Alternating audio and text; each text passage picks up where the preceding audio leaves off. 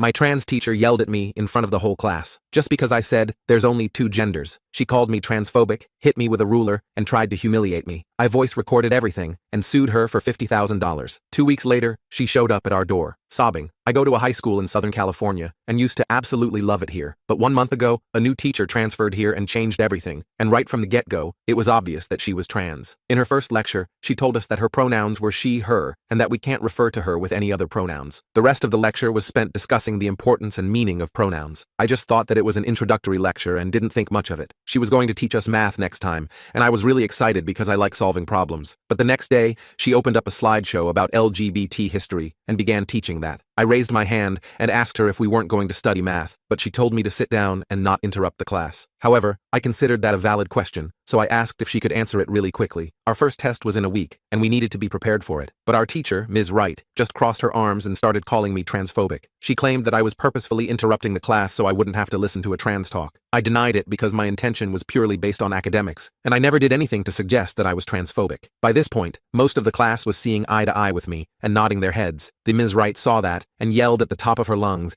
demanding that we all sit down and just listen. Her voice was so loud that I sat out of sheer fear and didn't say a single word for the rest of the lesson. Little did I know, Ms. Wright had no intentions of shifting from the LGBTQ curriculum. The next day, she pulled up more slides, this time explaining what genders were and how many were there. After 10 minutes, she said that genders are pretty much irrelevant and that we should pay attention to identity instead. I let out an involuntary laugh, but she heard it and told me to stand up. She asked if I was being transphobic again, and I had to hold back a sigh. I was really reaching the limit of my nerves and ended up saying, "Oh, come on, 2 genders are just about enough. Now can we please get on to studying for our tests?" Ms. Wright completely lost it once I said that. She murmured a curse under her breath and told me to come stand next to her. She started yelling right in my face, telling me that my views were extremely narrow-minded and offensive to everyone. I tried to argue, but she would just speak over my words and didn't let me get a single sentence in. Then, she did something unfathomable. She grabbed her ruler and hit my arm with it. I freaked out and said, "This isn't kindergarten where you can do whatever you want. You can't just hit me like that." She laughed and said, "Yes, I can," and was about to hit me again, but I dodged it. Thankfully, the bell rang, and she just ran out the door while calling me transphobic again. Little did she know, I actually had a plan this time. You see,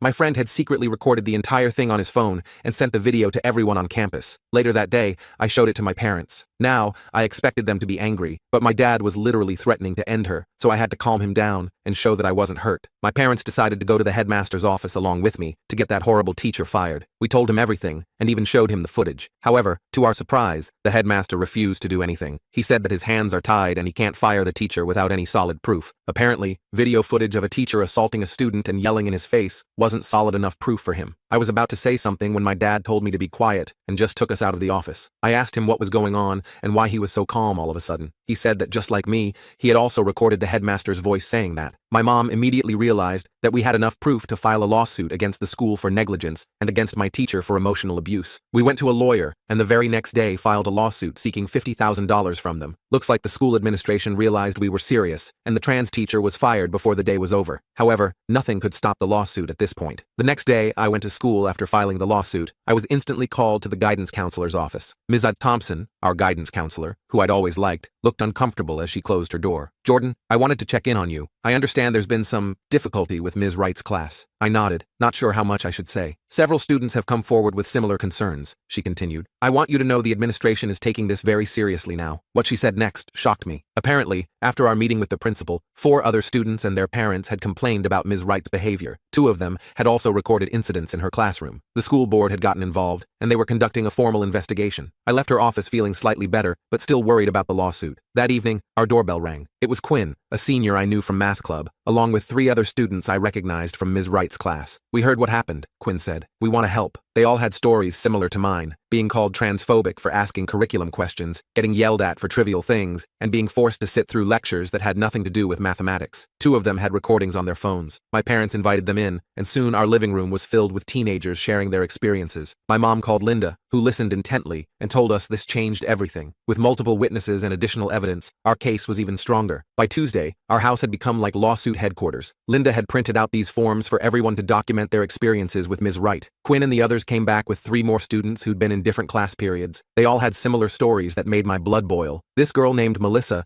said Ms. Wright had made her stand in the corner for an entire period because she asked if they could review for the upcoming test. My friend Riley was basically running PR for our little rebellion. She'd created a group chat for all of us to coordinate our statements and share evidence. We had a total of 7 recordings now from different days, all showing Ms. Wright either going off on tangents about gender theory or yelling at students for asking about actual math. I can't believe she hit you with a ruler though, Melissa said while filling out her statement. That's next level crazy. I rubbed my arm where the mark had finally faded. Yeah, I think she just completely lost it when I questioned her. My parents were being super supportive through all this. Mom was organizing all the statements and evidence, while Dad made sure everyone had snacks. I heard him telling Quinn's mom on the phone that these kids are standing up for themselves in a way that makes me proud. Wednesday morning, I got called to the office during first period. Principal Davidson was sitting there with a woman in a business suit who turned out to be the district's legal counsel. They asked me to go over the events again while she took notes. I could tell they were trying to find holes in my story, so I stuck to exactly what happened and mentioned we had everything on video. The lawyer lady kept interrupting with questions like, "And you're certain you weren't disrupting the class intentionally?" And, "Had you made any prior comments about Ms. Wright's gender identity?" It felt like I was the one on trial. I finally got frustrated and said, "Look, I just wanted to learn math in math class. That's it." Principal Davidson cleared his throat uncomfortably when I mentioned our lawsuit, and the meeting ended pretty quickly after that. As I was leaving, I overheard the lawyer say something about negotiating a resolution before this escalates further. By lunchtime, the whole school was buzzing with rumors. Someone had started a ridiculous story that I was getting $1 million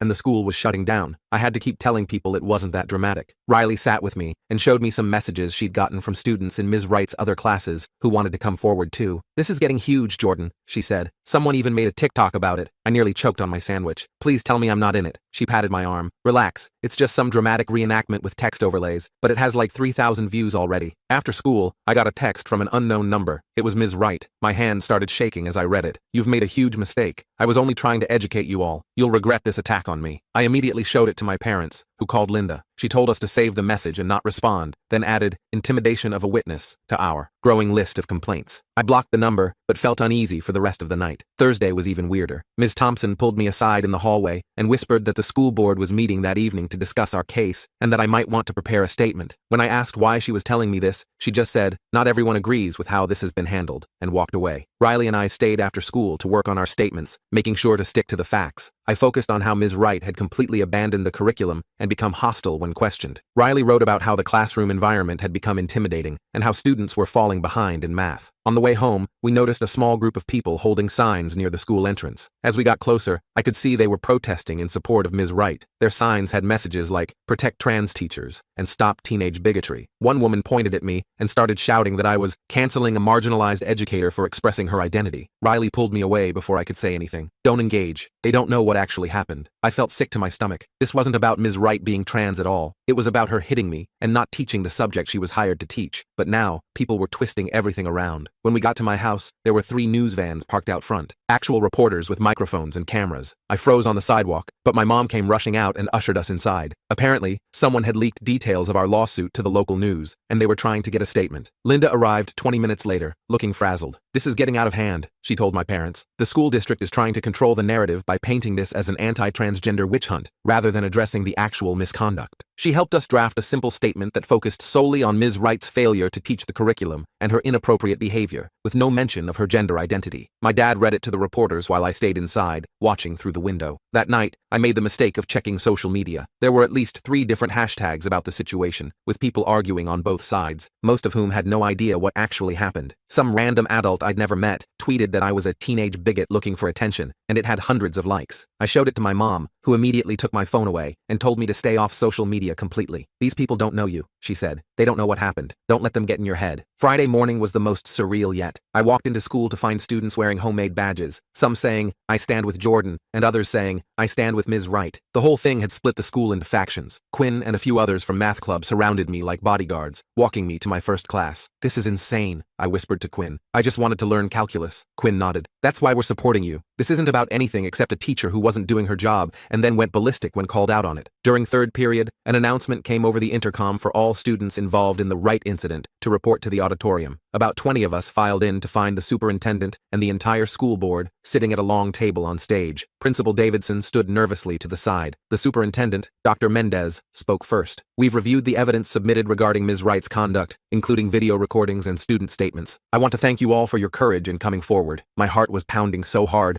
I could barely focus on his words. Was this actually happening? "The district has made the decision to terminate Ms. Wright's employment, effective immediately," he continued. "We've also accepted Principal Davidson's resignation." A murmur went through through our group. Principal Davidson was resigning? I glanced over and saw him staring at the floor, his face red. Dr. Mendez went on to explain that an independent investigation had revealed that Principal Davidson had received multiple complaints about Ms. Wright from other teachers, but had ignored them. The school board had ultimately pressured him to resign for his negligence in handling the situation. The revelation made me angry all over again. This whole thing could have been prevented if he'd just done his job. We will be appointing an interim principal while we conduct a proper search, Dr. Mendez said, and Ms. Jackson from the math department will be taking over your advanced math class starting Monday. It felt like a strange victory, but also not really the end. The lawsuit was still ongoing, and now there were all these people who thought I was some kind of villain in this story. When I got home that afternoon, Linda was waiting with my parents at the kitchen table. She had a stack of papers in front of her and a serious expression. The school district has offered a settlement, she said, sliding a document toward us. They're willing to pay the full $50,000 but with conditions. I leaned forward to listen as she explained. The district would pay, but we would have to sign a non-disclosure agreement about the details. They didn't want this becoming a bigger story than it already was. I don't know, my dad said, frowning. It feels like they're trying to buy our silence. Linda nodded. That's exactly what they're doing. But you should also consider that a trial would be very public and potentially difficult for Jordan. They all looked at me, waiting for my opinion. It was weird to have adults actually caring what I thought. What about the other students? I asked. Are they getting settlements too? Linda smiled slightly. I've been coordinating with the attorneys representing the other families. The district has made similar offers to each student who filed complaints. I thought about it for a minute. I don't want to drag this out forever, but I also don't want them to just throw money at the problem without fixing anything. That's a fair concern, Linda said. We could counter with additional non-monetary demands, like implementing better procedures for handling teacher misconduct, or regular curriculum reviews to ensure teachers are actually teaching their subjects. My parents exchanged a look, and my mom nodded. I think that's an excellent idea. This was never about the money anyway. Over the weekend, Linda worked on our counter-proposal. Meanwhile, I couldn't go anywhere without people staring at me. A trip to the mall turned into an awkward situation when two different groups of students from school spotted me and either came over to high-five me or glared from a distance. Sunday evening, we were all sitting in the living room watching a movie when the doorbell rang. I opened it to find Ms. Wright standing on our porch. My blood ran cold. I need to speak with you, she said. She looked completely different, wearing jeans and a sweatshirt with her hair pulled back. Her voice was calmer than I'd ever heard it. I started to close the door, but my dad appeared behind me. You need to leave, now. Ms. Wright held up her hands. Please, just 5 minutes. I came to apologize. My parents exchanged a look, and to my surprise, my mom nodded. 5 minutes, in the living room, with us present. We all sat awkwardly, while Ms. Wright perched on the edge of our armchair. She took a deep breath. What I did was inexcusable, she began. I was going through a difficult personal time, and I took it out on my students. That doesn't justify my behavior, but I want you to know it wasn't about you, Jordan. I didn't know what to say, so I just nodded. I've been struggling with how people perceive me since my transition, she continued. But using my classroom as a platform for my personal issues was wrong, and hitting you, she shook her head. I can't believe I did that. I'm deeply ashamed. My mom crossed her arms. Why are you telling us this now? Ms. Wright looked down at her hands. The district offered me a small severance package if I resign voluntarily instead of fighting the termination, but I need to make amends first. I came here to take responsibility for my actions and to tell you I won't contest your lawsuit. It was so strange hearing her speak normally, without yelling or making accusations. I found myself believing her sincerity, but still feeling angry about everything that had happened. I appreciate your apology, I said finally, but you really hurt a lot of students, not just me. We were all struggling in your class because you weren't teaching us anything we needed to know. She nodded. I know. I've written apology letters to each student, which I'll be sending out tomorrow. I just wanted to deliver yours in person. After she left, we all sat in silence for a few minutes. I felt confused, like I should still be angry, but also like holding on to that anger wasn't going to help anyone. That was unexpected, my dad finally said. My mom nodded. People are complicated, Jordan. What she did was wrong, but at least she owned up to it in the end. Monday morning, Linda called with news. The school district had accepted our counter-proposal. They would pay the settlement and implement new policies, including a clear procedure for reporting teacher misconduct, regular curriculum reviews, and training for administrators on handling complaints appropriately. They're also appointing a student representative to the school board, Linda said, and they want to know if you'd be interested in being the first one. I was shocked. Me? Why would they want me after all this? Because you stood up for what was right, even when it was difficult, Linda explained. That's exactly the kind of perspective they need. I told her I'd think about it. When I got to school, there was a substitute in math class who actually taught us calculus. It felt like going back in time to how school was supposed to be. At lunch, Riley showed me her phone. The local news had run a story about the settlement with the headline, School District Implements New Policies Following Teacher Misconduct Case. They didn't even mention you by name, Riley said. And look, no mention of Ms. Wright being transgender either. They just focused on the actual issue. I felt relieved. Maybe this whole thing would finally start to die down. After school, I found Quinn waiting by my locker. Have you heard? They're interviewing candidates for the permanent math teacher position next week, and they're having students sit in on the interviews. Really? That's new. Quinn nodded. Your lawsuit is already changing things around here. The administration is actually listening to students now. As we walked out of the building, I noticed the protest signs were gone. Instead, there was a banner announcing student council elections with the slogan, "Make your voice heard." That evening, I sat down with my parents and told them I wanted to accept the position as student representative on the school board. Are you sure? My dad asked. It's a big commitment, and there might still be people who give you a hard time about the lawsuit. I nodded. I'm sure. This whole thing taught me that speaking up actually matters. If I can help make sure something like this doesn't happen again, I want to do it. My mom smiled proudly. I think it's a wonderful idea. The next day, Dr. Mendez called to officially offer me the position. He explained that I would attend monthly board meetings and provide input on decisions affecting students. My first meeting would be the following week. One more thing, he said before hanging up. The settlement checks are being processed. Your families should arrive by Friday. I thanked him, feeling strange about the money aspect. I hadn't even thought about what I would do with my portion of it. My parents had already decided to put most of theirs toward my college fund, but said I could decide what to do with my share. That afternoon,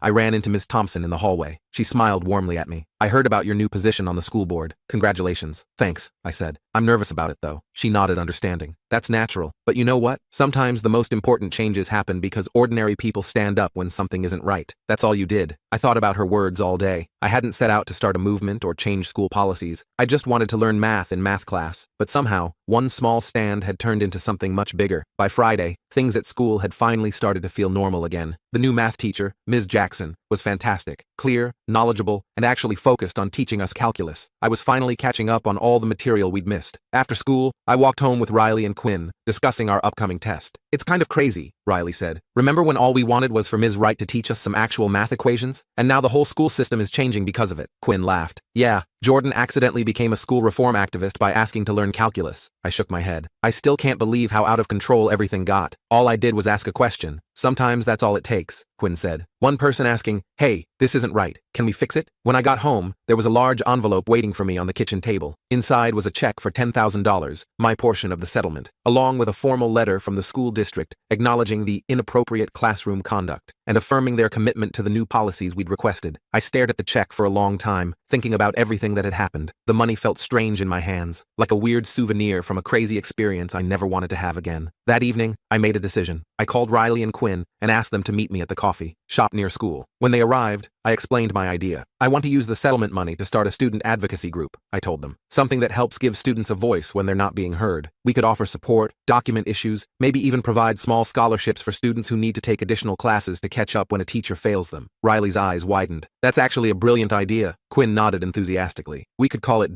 the equation, because we're trying to solve the problems in the system. I smiled. It felt right, taking something negative and turning it into something that could actually help other students. Let's do it, I said. We can start planning this weekend. As I walked home that evening, I realized something important. Standing up for what's right isn't always easy or comfortable. Sometimes it makes you the center of unwanted attention, but sometimes it's the only way things ever change. I spent the entire weekend planning the equation with Riley and Quinn. We sketched out ideas on my kitchen table while my mom kept bringing us snacks. Quinn's older sister is in law school, so she helped us figure out how to set up a proper nonprofit organization. Turns out there's a ton of paperwork involved, but we were determined to make this happen. We should add Melissa to the committee, Riley suggested while doodling logo ideas. She's good at organizing stuff. I nodded in agreement. And maybe we could ask Ms. Thompson to be our faculty advisor? She was pretty much the only staff member who supported us from the beginning. By Sunday night, we had a solid plan. Use half my settlement money as starting funds, create a website where students could report issues anonymously, and hold monthly meetings to address concerns. The remaining money would go toward scholarships for students who needed to take summer classes to catch up on material they missed because of bad teaching. Monday morning rolled around, and I was feeling pretty good about everything until I walked into school. There was a small group of students handing out flyers by the entrance. The headline read, "Justice for Ms. Wright. Stop the witch hunt." I grabbed one and saw it was full of completely false information about me. My stomach dropped. The flyer claimed I had deliberately targeted Ms. Wright because she was transgender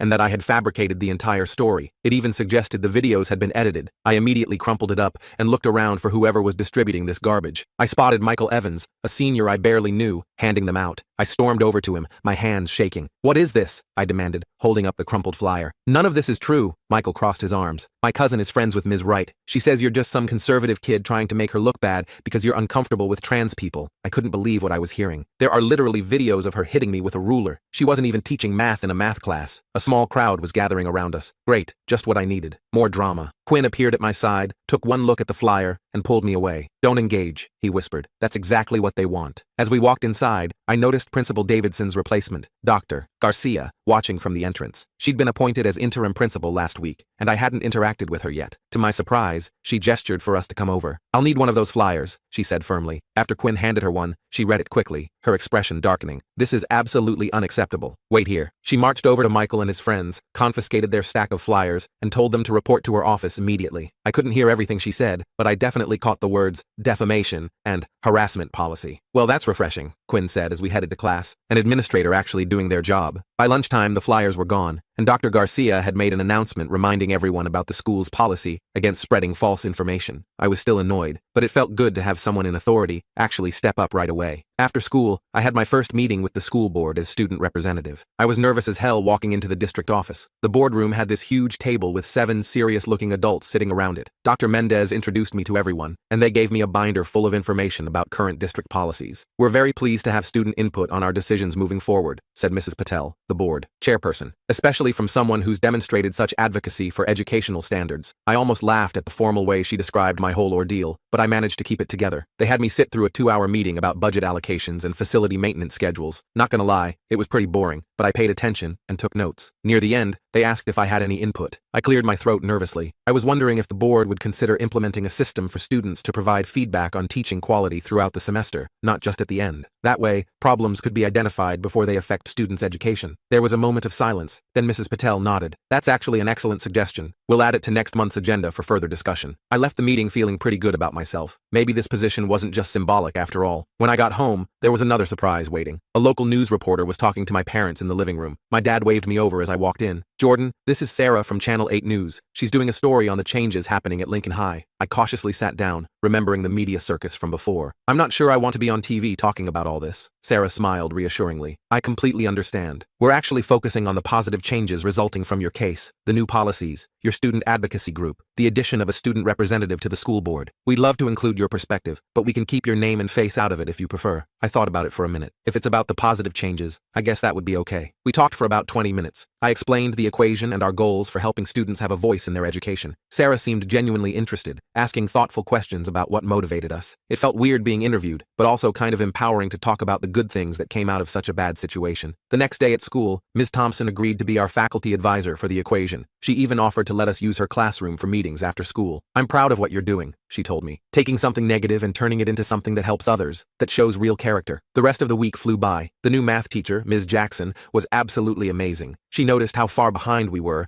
and created a special study guide to help us catch up. For the first time in weeks, I felt like I might actually pass the AP exam at the end of the year. On Friday, the news segment about the changes at our school aired. They kept my face out of it as promised, just showing shots of the school and a brief clip of Quinn and Riley talking about the equation. The reporter emphasized how student advocacy had led to positive reforms. To my relief, there was no mention of Ms. Wright being transgender. The focus was entirely on the inappropriate teaching and behavior. After the segment aired, applications for the equation started flooding in. We received emails from students at other schools asking how they could start similar groups. It was a lot to manage, but Quinn set up a proper website, and Riley created an organization system for all the inquiries. The following Monday, I got called to Dr. Garcia's office. My first thought was, what now? But when I arrived, she was smiling. "I wanted to update you on some changes we're implementing," she said, gesturing for me to sit. "Based on your suggestion to the school board, we're rolling out a mid-semester teacher evaluation system. Students will have the opportunity to provide anonymous feedback, which will be reviewed by department heads." I was honestly shocked. That was fast. The board meeting was just last week. She nodded. "Sometimes the right ideas don't need much deliberation. We're also updating our hiring process for teachers to include demonstration lessons observed by both staff and student representatives." I left her office feeling like I was in some alternate universe where adults actually listened to teenagers. It was weird, but in a good way. 2 weeks later, we held the first official meeting of the equation. Over 30 students showed up, representing every grade level. We outlined our mission and asked for volunteers for different committees. By the end of the meeting, we had teams working on the scholarship program, the reporting system, and outreach to other schools. The settlement check had cleared by then, so I transferred $5,000 to our newly established nonprofit account. Quinn's sister had helped us set everything up, legally, so we could accept additional donations. Riley's dad, who works in marketing, designed professional brochures explaining our purpose. Around this time, I received an unexpected email from Ms. Wright. My finger hovered over the delete button, but curiosity got the better of me. The message was brief. Jordan, I've been following the news about the changes at Lincoln and your new organization. I want you to know that I'm getting the help I needed and am working through my issues. What you're doing is important. Some teachers forget that their job is to educate, not indoctrinate. I wish you success. Minus Ms. Wright. I didn't respond, but I didn't delete it either. It was strange to think that something good had come from such a terrible situation,